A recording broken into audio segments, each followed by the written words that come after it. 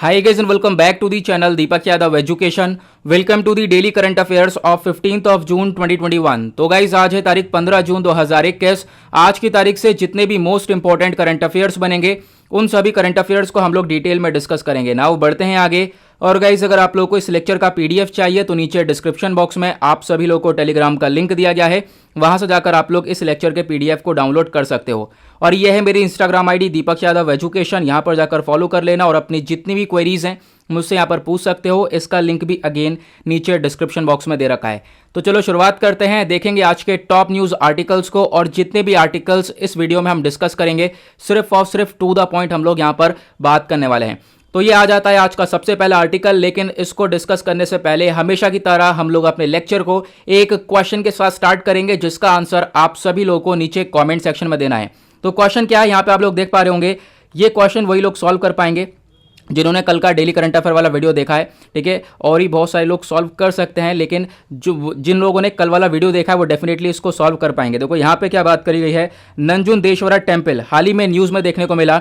ये कहाँ पर लोकेटेड है? तमिलनाडु, ओडिशा, केरला या फिर कर्नाटका? इसका आंसर नीचे कॉमेंट सेक्शन में सभी लोगों को देना है, एटलीस्ट सभी लोगों को ट्राई करना है। तो पहले आर्टिकल में बात करी गई है एक बॉडी के बारे में जिसका नाम है केम्स, बेसिकली CAIMS बोला गया है। इसकी फुल फॉर्म की बात करें तो central athlete injury management system. और आप इसके नाम से ही काफ़ी हद तक चीज़ों को समझ गए होंगे कि जो एथलीट्स हैं उनको अगर कोई इंजरी होती है तो उसको मैनेज करने के लिए एक सिस्टम लाया गया है जिसका नाम ये केम्स दिया गया है। अब ये न्यूज़ में क्यों है? क्योंकि ये एक पहला ऐसा इनिशिएटिव देखने को मिल रहा है जो कि ministry of youth affairs and sports ने लेकर आया है, तो इसी वजह से ये इंपॉर्टेंट हो जाता है। और आपको मालूम है ओलंपिक्स 2024 यानी 2024 में होने वाले हैं, तो उन एथलीट्स को सपोर्ट करने के लिए ये सिस्टम लाया जा रहा है ताकि उन एथलीट्स को एक मेडिसिन प्रोवाइड करवाई जा सके, रिहैबिलिटेशन उनको सपोर्ट दिया जा सके। और साथ ही साथ एक खास बात इसमें यह भी है कि ये स्पोर्ट्स इंजरी मैनेजमेंट सपोर्ट देगा हर एक एथलीट को, और खासकर उनके ज्योग्राफिकल लोकेशन यानी कि जहां पर भी वो रह रहे हैं उनके आसपास भी ये सपोर्ट मिलेगा। और उसके साथ साथ एक चीज़ और चलाई जा रही है, वो ये है कि इंजरी ट्रीटमेंट प्रोटोकॉल चलाया जाएगा एथलीट्स के लिए, और पूरे कंट्री में, पूरे देश भर में ये पूरा चलने वाला है। उसका जैसे मैंने आपको बताया 2024 में ओलंपिक्स होंगे, देन उसके बाद यहाँ पे और भी चीज़ें हैं। जो ये केम्स बॉडी है ना, ये 4 स्ट्रक्चर के ऊपर वर्क करने वाली है। इसके अंदर 4 चीज़ें बेहतरीन तरीके से वर्क करेंगी। वो क्या क्या है? सबसे पहला तो है एथलीट वेलनेस सेल होगा, ठीक है। उसके बाद होगा on field sports medicine experts, यानी कि इस फील्ड पर मेडिसिन एक्सपर्ट्स भी होंगे एथलीट्स के साथ में। साथ ही साथ यहाँ पे जो नेशनल रिसोर्स रेफरल टीम्स होने वाली है और सेंट्रल कोर टीम होने वाली है। तो ये 4 बॉडी, 4 स्ट्रक्चर खासकर काम करेंगे इसमें। साथ ही साथ एक कमेटी भी है केम्स की जहाँ पर टॉप एक्सपर्ट्स को बुलाया गया है। यहाँ पे आप दिन का नाम देख पाओगे, डॉक्टर SKS, डॉक्टर दिनशौर, ठीक है, डॉक्टर BV श्रीनिवास। तो ये सब लोग हैं जो एक्सपर्ट्स हैं, यहाँ पर ये लोग भी वर्क करने वाले हैं। तो बेसिकली इसका पर्पस क्या है? जो एथलीट्स हैं उनको एक सपोर्ट प्रोवाइड करवाना, ये इसका वर्क है। तो आपसे पूछा जा सकता है तो केम्स का वर्क क्या है और इसकी फुल फॉर्म भी याद रखना। आगे बढ़ते हैं नेक्स्ट आर्टिकल की तरफ। आता है एक और इंपॉर्टेंट आर्टिकल हमारे GS paper 3 science and technology के पॉइंट ऑफ व्यू से। यहाँ पर बात करी गई है इन्विजन मिशन के बारे में। तो यहाँ पे हो क्या रहा है? जो यूरोपियन स्पेस एजेंसी है जिसको हम लोग ESA बोलते हैं, इन्होंने अनाउंस कर दिया है कि ये लोग एक इन्विजन मिशन चलाने वाले हैं। इसमें क्या होगा, जो वीनस है, वीनस प्लैनेट है, वहाँ पर ये लोग ऑर्बिटर भेजेंगे एक लगभग 2030 तक। अब वीनस के बारे में पहले हम चीज़ें पढ़ लेते हैं, उसके बाद आगे कहानी बढ़ाएंगे। तो वीनस आपको मालूम होगा यहाँ पर कोई मून नहीं है। वीनस हमारे पूरे सोलर सिस्टम में सेकेंड प्लैनेट आता है, ठीक है। इसके बारे में मालूम ही होगा सबको। पहले मरकरी आता है, फिर वीनस आता है, फिर उसके बाद अर्थ आता है। तो वीनस और अर्थ काफ़ी हद तक क्लोजर प्लैनेट हैं। और सबसे इंपॉर्टेंट चीज़ तो ये है कि जो ये वीनस है इसका size, mass, average density of planet ये बिल्कुल सेम है अगर हम कंपेयर करें अर्थ से। तो उसके बाद वीनस को प्लैनेट ऑफ लव भी बोला जाता है। एक ब्राइटेस्ट प्लैनेट है स्काई के अंदर, नाइट स्काई के अंदर। तो ये सारी चीज़ें बताई जाती हैं वीनस के बारे में। नाउ अब यहाँ पे क्या होगा इस मिशन में, ठीक है, इसमें हम लोग क्या करने वाले हैं, इससे हमारी पृथ्वी के ऊपर क्या इंपैक्ट पड़ेगा, ये सब कुछ हम डिस्कस करेंगे। काफ़ी इंपॉर्टेंट है। एनविजन करके ये एक ESA का मिशन है, यानी कि यूरोपियन स्पेस आप कह सकते हो कि एजेंसी का ये पूरा का पूरा मिशन होने वाला है। यहाँ पर क्या होगा, नासा का भी एक बहुत बड़ा कंट्रीब्यूशन है। ये लोग क्या करेंगे, साथ में मिलकर 2030 तक वीनस पर एक ऑर्बिटर को लॉन्च करने वाले हैं। और वो ऑर्बिटर बहुत कुछ करेगा, खासकर अगर हम बात करें 2031, 2032, 2033 तक टाइम लगेगा चीज़ों को और अच्छी तरीके से डेवलप होने में। यहाँ पे क्या होगा, जैसे ही अगर एरियान 6 रॉकेट के अंदर इसको लॉन्च किया जा सकता है, जैसे ही हम इस रॉकेट को लॉन्च करेंगे आने वाले टाइम पर, क्या होगा, स्पेस क्राफ्ट लगभग 15 महीने लगाएगा वीनस तक पहुंचने में। फिर उसके बाद 16 और महीने लगने वाले हैं ताकि वो जो ऑर्बिट है ना, ऑर्बिट का सर्कुलर जो है पूरा मोशन कंप्लीट कर पाए। तो ये सारी चीज़ें होने वाली हैं, मतलब कि जब इसको लॉन्च करेंगे उसके बाद भी काफ़ी हद तक टाइम लगने वाला है। अब इस स्पेस क्राफ्ट में क्या क्या होगा, पहली चीज़ तो ये ध्यान रखना कौन सा स्पेस क्राफ्ट है। बेसिकली एक रॉकेट है एरियान 6 रॉकेट, ठीक है।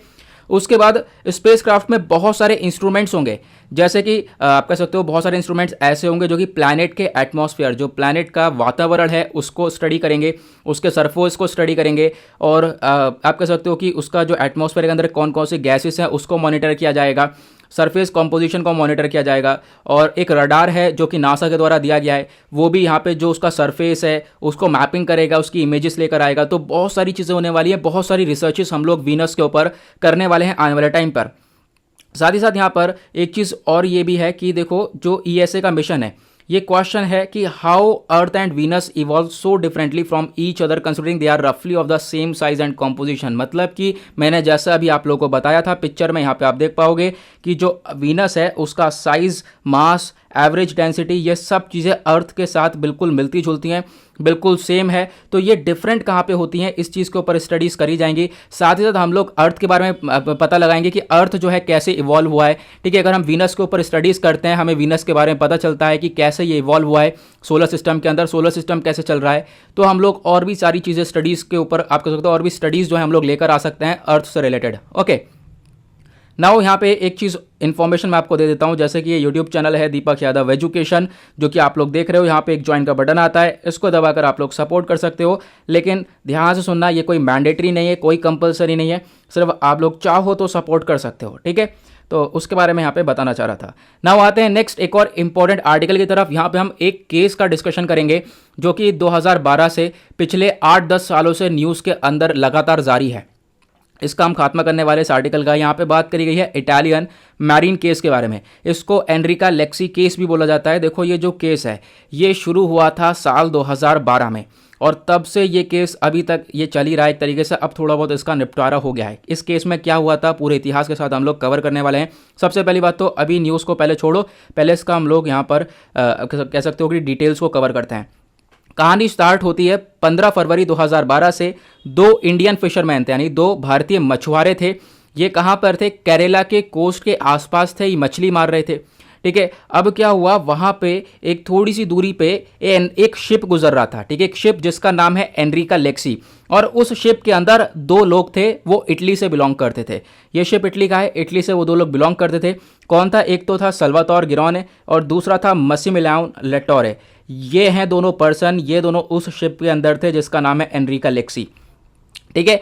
और यहाँ पे कहाँ से गुजर रहा था, ये केरला कोस्ट पर से, और वहाँ पर भारतीय आप कह सकते हो मछुआरे थे 2, वो मछली मार रहे थे। अब क्या हुआ, इन दोनों ने, जो दोनों पर्सन हैं, इन दोनों ने क्या करा, उन दोनों इंडियन फिशरमैन्स को गोली मार दी। अब गोली मार दी तो उसके बाद तो ऑब्वियस ही बात है, हमारे जो इंडियन कोस्ट गार्ड है वहाँ पे घूमते रहते हैं, उन्होंने इनको पकड़ लिया और फिर उसके बाद इनको डिटेन कर लिया, कस्टडी में ले लिया। इनसे पूछा गया दोनों से कि ये क्यों किया गया है, ठीक है, इन्होंने, तुमने गोली क्यों मारी है उन्हें। तो बता, इनका जवाब ये है कि हमें लगा वो पायरेट्स हैं, उसकी वजह से हमने उन दोनों को गोली मार दी है। ये केस काफ़ी लंबे समय तक चलता रहा, ठीक है। केरला पुलिस ने रजिस्टर कर दिया था एफआईआर इन दोनों के खिलाफ, मर्डर के लेकर मर्डर के चार्जेस लगा दिए गए थे। उसके बाद ये केस काफ़ी लंबा तरीके से खिंचता रहा, इधर से उधर ये लोग करते रहे। अब यहाँ पे इटली ने भी एक तरीके से ये केस को आप कह सकते हो कि परमानेंट कोर्ट ऑफ आर्बिट्रेशन में घसीटा गया, नीदरलैंड के अंदर। ये सब चीज़ें मुद्दा हुआ, कहीं पर इटली को सपोर्ट मिला, कहीं पर इंडिया को सपोर्ट मिला। नाउ फाइनली सुप्रीम कोर्ट ने मार्च 2021 में एक वर्डिक्ट सुनाया। इन्होंने बोला कि देखो इस केस का खात्मा करो यार, ये केस पूरी तरह से खत्म करो, 2012 से घसीटता हुआ रहा है। इसमें क्या होगा, इटली जो है 10 करोड़ रुपए दे दे, जो भी लोग मरे हैं, 2 लोग मरे हैं, उनको 10 करोड़ रुपए दे दिया जाए एज इन अ कंपनसेशन, ठीक है। उन विक्टिम्स को आप कह सकते हो 10 करोड़ रुपए दे दे और इटली जो है खत्म करे इस मामले को। इटली ने यहाँ पर, अब न्यूज़ क्या है, जो करंट न्यूज़ है जिसकी वजह से आर्टिकल न्यूज़ के अंदर आया है, वो ये है कि इटली ने 10 करोड़ रुपए पे कर दिए हैं, दे दिए हैं एज अ कंपनसेशन।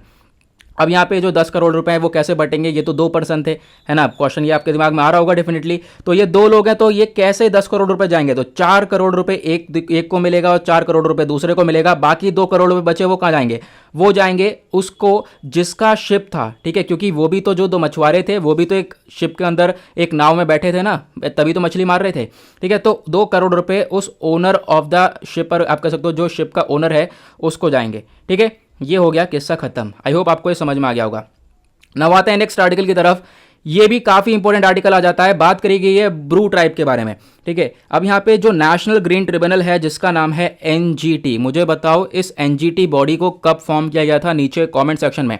इसने यहाँ पे मांग करी है, कुछ रिप्लाईज मांगे हैं फॉरेस्ट डिपार्टमेंट से, डिस्ट्रिक्ट एडमिनिस्ट्रेशन थे त्रिपुरा के अंदर, कि देखो अभी आज के टाइम पर जो ब्रू रेफ्यूजीज है ना उनको यहाँ पर रीसेटल करने की बात करी जा रही है फॉरेस्ट में। तो इसके रिगार्डिंग बहुत सारी चीज़ें पूछी गई हैं एनजीटी के द्वारा। मुद्दा हटाओ, अब मुद्दे को थोड़ा बेसिक से समझो। मुझे पता है अभी दिमाग के ऊपर से चीज़ें निकल गई होंगी। यहाँ पे इंपॉर्टेंट क्या है, जो ये ब्रू ट्राइब्स हैं ये कौन है, ये इंपॉर्टेंट है। ये क्या सिस्टम चल रहा है मिजोरम के अंदर, ये क्या चीज़ें चल रही हैं ब्रू ट्राइब्स को लेकर, क्या कॉन्फ्लिक्ट है। ये कॉन्फ्लिक्ट कोई नया कॉन्फ्लिक्ट नहीं है, ये बहुत पुराना कॉन्फ्लिक्ट चल रहा है, जड़ से समझेंगे इसको। तो यहाँ पे आप सबसे पहले चीज़ें समझो, ये जो ब्रू ट्राइब्स हैं ये हैं कौन। ये जो आदिवासी लोग हैं ब्रूज जिनको नाम दिया गया है, इनको रियांग्स भी बोला जाता है। तो आपसे अगर एग्जाम में पूछा जाए रियांग्स या फिर ब्रू, तो ये दोनों एक ही हैं। ये आपको नॉर्थ ईस्टर्न स्टेट्स वाले में देखने को मिलेगा, यानी कि त्रिपुरा, असम, मणिपुर, मिजोरम के अंदर आपको देखने को मिल जाएंगे, ठीक है। और त्रिपुरा के अंदर खासकर इनको रिकग्नाइज किया जाता है एज अ पीवीटीजी। एक बहुत इंपॉर्टेंट पॉइंट हमारे एग्जाम के पॉइंट ऑफ व्यू से, जिसको हम लोग बोलते हैं पीवीटीजी, इसका नाम है पर्टिकुलरली वल्नरेबल ट्राइबल ग्रुप। तो त्रिपुरा के अंदर इनको रिकग्नाइज किया जाता है, इनको एक पहचान दी जाती है कि ये पीवीटीजीज के अंडर में आते हैं। क्वेश्चन ये है कि हम लोग को अभी भी पीवीटीजी समझ में नहीं आया, तो क्या करेंगे, तो इसको समझेंगे और क्या करेंगे। तो यहाँ पे ये पीवीटीजी है, ये आपका जीएस पेपर 2 के पॉइंट ऑफ व्यू से इंपॉर्टेंट हो जाता है। देखो पीवीटीजी का ना पहले जमाने में नाम हुआ करता था पीटीजी, यानी प्रिमिटिव ट्राइबल ग्रुप। इसका नाम बदल दिया गया बाद में 2006 के आसपास, और इसका नाम दे दिया गया पीवीटीजी, यानी पर्टिकुलरली वल्नरेबल ट्राइबल ग्रुप्स। देखो ऐसे ट्राइबल ग्रुप्स, ऐसे आदिवासी के ग्रुप जिनकी जनसंख्या काफ़ी तेज़ी से खत्म हो रही है, ठीक है, उनको एक प्रोटेक्शन की ज़रूरत है, उनको एक रिकग्निशन की ज़रूरत है, उनको एक पहचान की ज़रूरत है। तो ऐसी जनसंख्या जिनकी आप कह सकते हो पॉपुलेशन लगातार कम होती जा रही है, उनको पीवीटीजी वाले कैटेगरी के अंदर डाल दिया जाता है। नाउ 1975 में गवर्नमेंट ऑफ इंडिया ने क्या करा, लगभग 52 ग्रुप्स थे ऐसे जिनको रिकग्निशन दिया गया एज अ पीवीटीजी। फिर उसके बाद इसको बढ़ाया गया, ठीक है। 1975 के बाद 1993 में 23 ग्रुप्स को और ऐड कर दिया गया। अब हमारे पास 75 private particularly vulnerable tribal groups हैं, ठीक है। उसके बाद यहाँ पे अगर हम बात करें इन सभी ग्रुप्स में से सबसे ज़्यादा ग्रुप्स जो हैं हमारे भारत के अंदर कौन से राज्य में देखने को मिलते हैं, एक इंपॉर्टेंट क्वेश्चन बन जाता है। तो वो ओडिशा के अंदर आपको सबसे ज़्यादा ये पर्टिकुलरली वल्नरेबल ट्राइबल ग्रुप्स आपको देखने को मिल जाएंगे। कल्चर की बात करें, इनके संस्कृति की, तो ये जो रियांग है, एक आप कह सकते हो ये अपनी रियांग डायलेक्ट ही बोलते हैं, जिसको हम लोग कोक बोरोक लैंग्वेज बोलते हैं, जो काउबुरु से यहाँ पर आप कह सकते हो लोकली रेफर करी जाती है। होजागिरी फोल्क डांस है, जो कि आप कह सकते हो काफ़ी ज़्यादा इंपॉर्टेंट हो जाता है, क्योंकि ये जो फोल्क डांस है दुनिया भर में जाना जाता है और ये फोल्क डांस करा जाता है इनके द्वारा, इनके कह सकते हो इनके ग्रुप में काफ़ी ज़्यादा पॉपुलर होता है। उसके बाद बुइसू की अगर हम बात करें, ये बुइसू है, नॉट बिहू, ठीक है। बुइसू जो है एक मोस्ट पॉपुलर फेस्टिवल देखने को मिलेगा रियांग ट्राइब्स का। तो आपको 2-3 चीज़ें ध्यान रखनी है, यहाँ से क्वेश्चन डेफिनेटली बन सकता है। नाउ मिजोरम में इनको लेकर काफ़ी सारे कॉन्फ्लिक्ट्स हुए हैं। वो कॉन्फ्लिक्ट्स क्या हैं, 1995 से कहानी शुरू होती है। जो मिजोस मेजोरिटी ट्राइब आपको देखने को मिलेगा मिजोरम के अंदर, कुछ मेजोरिटी ट्राइब्स हैं, इनकी डिमांड ये थी, जो भी ब्रू ट्राइब हैं जिनके बारे में हमने अभी पढ़ा, ये अलग ट्राइब है, ये अलग ट्राइबल ग्रुप है, ठीक है। तो ये इन्होंने यहाँ पे मिजोस ट्राइबल ने बोला कि जो ये ब्रू ट्राइब है इनको स्टेट के इलेक्टोरल रोल से निकाल दिया जाए पूरी तरह से बाहर, क्योंकि ये लोग मिजोरम को बिलोंग नहीं करते हैं, ऐसा यहाँ पर दिया गया, ठीक है। मतलब एक तरीके से कहीं ना कहीं डिस्क्रिमिनेशन देखने को मिल गया। 1997 में क्या हुआ, एथनिक वायलेंस यहाँ पर हुआ, और एथनिक वायलेंस की वजह से, ठीक है, इस हिंसा की वजह से जो ब्रू ट्राइबल हैं उनको जो है फोर्स किया गया, उनसे बोला गया कि आप लोग इस स्टेट से निकल कर जाओ, ठीक है। वो आप कह सकते हो फोर्स करके उनको निकाला गया और वो उस राज्य से निकल कर पहुँच गए कहाँ पर, त्रिपुरा के अंदर। और आज के टाइम पर लगभग 40,000 जो ब्रू रेफ्यूजीज हैं वो त्रिपुरा के कैंप्स के अंदर रह रहे हैं। फिर आता है जून 2018, बीच में मुद्दा दब गया, लेकिन जून 2018 में क्या होता है, जो कम्युनिटी लीडर्स हैं ब्रू कैंप के, उन्होंने एक एग्रीमेंट साइन किया दिल्ली के साथ, सेंटर के साथ, 2 स्टेट्स गवर्नमेंट के साथ, ठीक है। इन्होंने बोला कि जो मिजोरम के अंदर हम लोगों को वापस से रिपैट्रिएशन चाहिए, मतलब कि हम लोगों को वापस से वहाँ पर जाना है, रहना है, लेकिन देखो चीज़ें थोड़ी बहुत यहाँ पे सुधर ही रही थी, लेकिन बहुत सारे जो कैंप हैं, जो यहाँ पे आप देख पाओगे बहुत सारे लोग रह रहे हैं त्रिपुरा कैंप्स के अंदर, उन्होंने इस चीज़ को रिजेक्ट कर दिया। उनका कहना यहाँ पर यह है कि देखो चलो हम लोग को आप कह सकते हो रिपैट्रिएशन दे रहे हो कि हम लोग को वापस से भेज रहे हो मिजोरम के अंदर, लेकिन क्या है एक गारंटी नहीं है कि हम लोग को एक सेफ्टी मिलेगी वहाँ पर। तो इस चीज़ की गारंटी हम लोग को देखने को नहीं मिलेगी, यहाँ पर ये चीज़ बोली गई। फिर उसके बाद लगभग अभी 7,000 रेफ्यूजीज़ हैं जो कि आज के टाइम पर मिजोरम में चले गए थे। ठीक है, लगभग 2019 की बात है, जो कि जब ये रिपैट्रिएशन वाला सिस्टम आया कि हाँ आप लोग जा सकते हो, तो मिजोरम के अंदर ये 7,000 रेफ्यूजीज़ गए। लेकिन उसके बाद बहुत सारे लोग वापस से त्रिपुरा कैंप्स में ही रह गए। उन्होंने बोला कि कुछ सिक्योरिटी रीजंस है जिसकी वजह से हम लोग यहाँ पर हैं। अभी जो रिपैट्रिएशन वाला कॉन्फ्लिक्ट है ये भी एंड हुआ एक एग्रीमेंट करके जनवरी 16, 2020 में।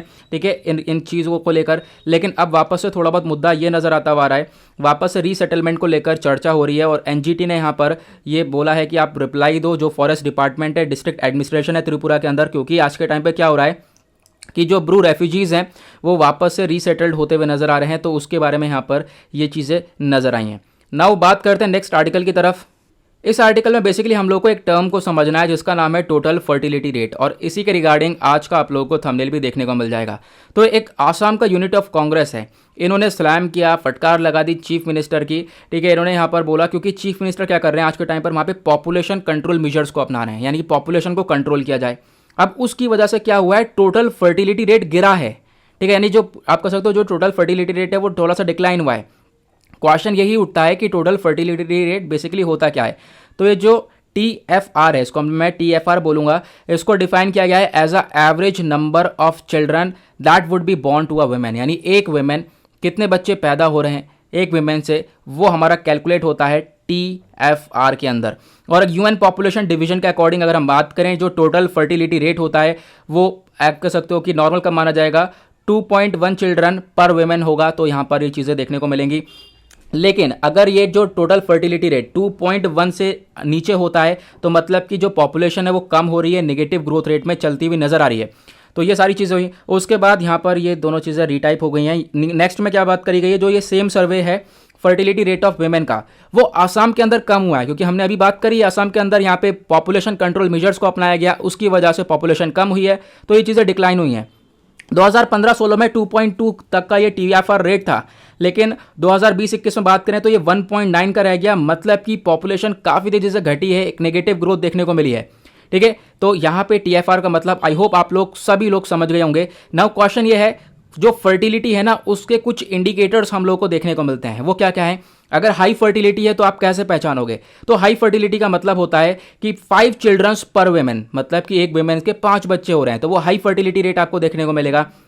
रिप्लेसमेंट लेवल फर्टिलिटी होता है, टोटल फर्टिलिटी लेवल मतलब पर वुमेन के 2.1 चिल्ड्रन के आसपास, और जो बिलो इससे होता है यानी कि 2.1 से अगर कम हो जाता है तो उसको बिलो फर्टिलिटी रेट बोलेंगे। और वेरी लो फर्टिलिटी रेट कब होता है, जब 1.3 चिल्ड्रन के अंडर में आ जाता है, जब कंट्री के अंदर पॉपुलेशन ग्रोथ ही रुक जाती है, वो कंट्री जो है कॉन्फ्लिक्ट के अंदर नजर आ जाती है। और आपको ध्यान रखना है चाइना के अंदर भी अभी ये सारी चीजें देखने को मिली हैं, जिसकी वजह से चाइना अभी आज के टाइम पर परेशान हो रहा है।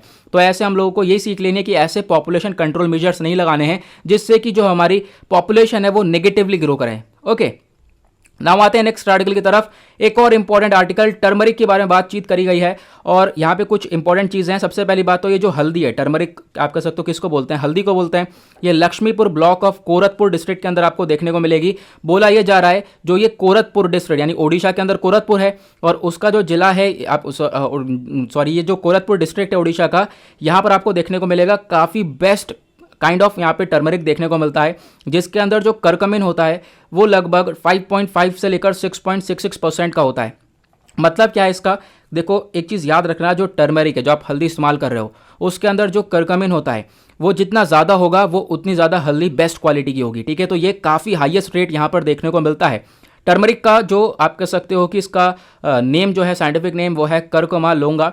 ये आपको देखने को मिलेगा एक जिंजर फैमिली से बिलोंग करता है। जो ये प्लांट का अंडरग्राउंड स्टेम होता है, राइजोम्स जिसको हम लोग बोलते हैं, वो एक मसाले की तरह इस्तेमाल किया जाता है, हल्दी की तरह इस्तेमाल किया जाता है। हल्दी को और कैसे इस्तेमाल करते हैं, कलर करने के लिए। ठीक है, कोई सफ़ेद कपड़ा है उसको येलो में अगर कन्वर्ट करना है तो उसके लिए इस्तेमाल कर लिया जाता है, या फिर मेडिसिन के पर्पज़ के लिए इस्तेमाल करा जाता है। और कोरोना के टाइम पर तो सबको मालूम ही है कि हल्दी का कितना बड़ा रोल रहा है इम्यूनिटी को बूस्ट करने के लिए। उसके बाद रिलीजियसली भी है, यानी कि शादी वगैरह में भी काफ़ी हद तक हल्दी का इस्तेमाल होता है, तो इसका इस्तेमाल काफ़ी ज़्यादा है।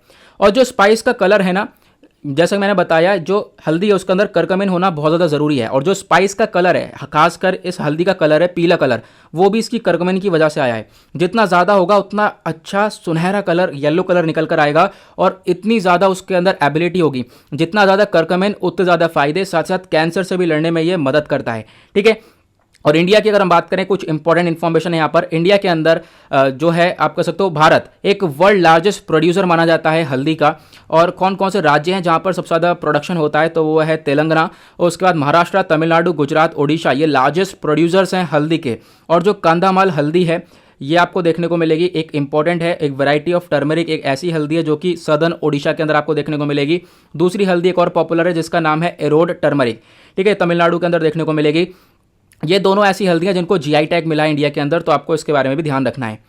नाउ अब यहाँ से हम लोग एक दो पर्सनैलिटी के बारे में बात करेंगे जो कि अभी न्यूज़ के अंदर रह चुके हैं, क्योंकि हम लोग इस वीडियो को प्रिपेयर कर रहे हैं इस तरीके से जो कि हर एग्जाम्स को हिट करे। ठीक है, यूपीएससी के साथ साथ और भी एग्जाम्स को हिट करेगा, तो उस वजह से यहाँ पे पर्सन इन न्यूज़ को भी इंक्लूड करा गया है। तो 3 पर्सन न्यूज़ में रहे हैं पिछले दिन, तो उनके बारे में भी हम लोग यहाँ पर डिस्कशन करेंगे। पहले पर्सन का नाम है अशोक पानाग्रिया। तो यहाँ पे आप देख पा रहे होंगे, इनका पिक्चर है नीचे। तो हमारे प्राइम मिनिस्टर ने, जो मोदी जी हैं, इन्होंने अपने दुख जताए हैं क्योंकि ये जो डॉक्टर अशोक पनगरिया जी हैं इनकी डेथ हो गई है उसी वजह से। ठीक है, तो यहाँ पर अब इनके बारे में पढ़ लेते हैं, ये कौन है, तो आपसे क्वेश्चन पूछा जा सकता है। अशोक पनगरिया जी, इनका जन्म हुआ था 1950 में, डेथ हुई है 2021 में। ये चीज़ इंपॉर्टेंट नहीं है, बट इंपॉर्टेंट क्या है, ये एक इंडियन न्यूरोलॉजिस्ट थे। ठीक है, जो कि रिसर्च कर रहे थे नर्व सेल्स के ऊपर या फिर न्यूरोमायोटोनिया के ऊपर, यानी ब्रेन से रिलेटेड प्रॉब्लम्स को ये हैंडल करते थे। ठीक है, दिमाग वाली बीमारियों के लिए काम करते थे। साथ ही साथ एक वाइस चांसलर रह चुके थे ये Rajasthan university of health science के। ठीक है, जो जयपुर में आपको देखने को मिलेगी। और मेंबर रह चुके हैं किसके, planning board of government of Rajasthan के भी ये मेंबर रह चुके हैं। उसी के साथ बहुत सारे अवार्ड्स के रिसिपिएंट रह चुके हैं, मतलब कि इनको बहुत सारे अवार्ड से नवाजा गया है, जैसे कि prestigious doctor BC Roy award इनको दिया गया था, एक हाईएस्ट इंडियन अवार्ड है मेडिकल की कैटेगरी के अंदर। और साथ ही साथ इनको अवार्ड दिया गया पद्मश्री 2014 में। उसके बाद इनको यूनेस्को अवार्ड भी दिया गया था मेडिकल सोशल कॉन्ट्रीब्यूशंस के लिए। तो काफ़ी इंपॉर्टेंट यहाँ पर ये हस्ती हैं। उसके बाद यहाँ पे एक और पर्सनैलिटी आते हैं जिनका नाम है सिद्धलिंगाय। ठीक है, अब यहाँ पे इनकी डेथ हो गई है 11 जून को, तो उसी वजह से ये भी न्यूज़ के अंदर है। तो कोविड-19 की वजह से इनकी डेथ हुई है। अब याद रखना ये थे कौन, इंडियन पोएट थे, एक प्ले राइट राइटिंग करते थे कन्नड़ लैंग्वेज में, दलित एक्टिविस्ट थे, दलित मूवमेंट को लेकर इनका बहुत बड़ा हाथ था। ठीक है, और एक तरीके से दलित बांधिया मूवमेंट कन्नड़ में इन्होंने स्टार्ट किया। उसके बाद जो है वन ऑफ द फाउंडर माने जाते हैं दलित संघर्ष समिति के, और इन्होंने दलित को लेकर काफ़ी ज़्यादा सपोर्ट किया है, ऐसा आप कह सकते हो। और 1988 में लगभग इनकी एज थी 34 साल के थे। ये मेंबर बन चुके थे कर्नाटका लेजिस्लेटिव काउंसिल के, एक इंपॉर्टेंट चीज़ है। और इन्होंने सर्व किया लगभग 2001 तक। उसके बाद यहाँ पर ये हेड थे department of Kannada at Bangalore university में। साथ ही साथ मेंबर ऑफ यूनिवर्सिटी रह चुके हैं सिंडिकेट ऑफ कन्नड़ यूनिवर्सिटी में। मतलब ये बहुत सारी यूनिवर्सिटीज़ के अंदर भी वर्क कर चुके हैं, जो कि एक इंपॉर्टेंट यहाँ पे पर्सनैलिटी बना देती है इनको। उसी के साथ इनकी एक बुक है जिसका नाम है उरुकेरी, एक ऑटोबायोग्राफी है जिसने साहित्य अकेदमी अवार्ड को जीता था 2003 में। और 2019 में इनको अवार्ड दिया गया था पंपा अवार्ड, एक हाईएस्ट लिटरेरी अवार्ड है कन्नड़ के अंदर। ठीक है, जो कि प्रेजेंट करती है कर्नाटका सरकार। और 1986 में राज्योत्सव अवार्ड दिया गया कर्नाटका गवर्नमेंट के द्वारा इनको। उसके बाद आज का लास्ट आर्टिकल एक और पर्सनैलिटी के ऊपर ख़त्म होता है। तो ये हाल ही में 3 इंपॉर्टेंट पर्सनैलिटी हैं जिनका निधन हुआ है। इनका नाम है प्रोफेसर राधा मोहन। ठीक है, इनके आप कह सकते हो डेथ के ऊपर भी जो हमारे प्राइम मिनिस्टर हैं उन्होंने काफ़ी हद तक दुख जताया है। ये ऐसी पर्सनैलिटी है जिनके लिए दिल से सैल्यूट निकलता है, बहुत अच्छा काम किया इन्होंने। अगर हम बात करें, इन्होंने एक डिस्टिंग्विश कंट्रीब्यूशन दिया है खासकर ऑर्गेनिक फार्मिंग को लेकर। ऑर्गेनिक और इनऑर्गेनिक फार्मिंग के बारे में आई होप आपको डिफरेंस पता होगा। जहां पर कोई भी ऐसा केमिकली फर्टिलाइजर्स का इस्तेमाल ना हो उसको हम लोग बोलते हैं ऑर्गेनिक फार्मिंग। तो ओडिशा के अंदर इन्होंने ऑर्गेनिक फार्मिंग को बहुत ज़्यादा सपोर्ट किया है।